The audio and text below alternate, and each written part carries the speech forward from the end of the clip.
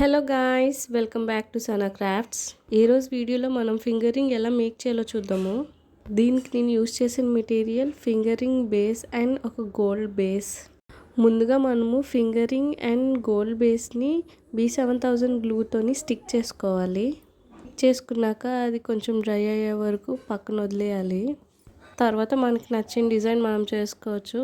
నేనైతే 3D flower design చేస్తున్నాను.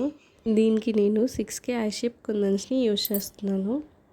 ఇలా first yellow colour eye shape కుందన్స్ని ఫిల్ చేశాక పింక్ కలర్ కుందన్స్ని నేను స్టిక్ చేసుకున్నాను.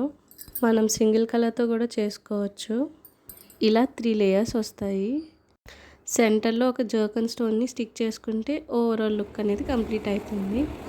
ఫైనల్ లుక్ అయితే చాలా బాగా వచ్చింది. రింగ్స్ నేను 40 రూపీస్ ఛార్జ్ చేద్దాం అనుకుంటున్నాను సింగిల్ రింగ్కి.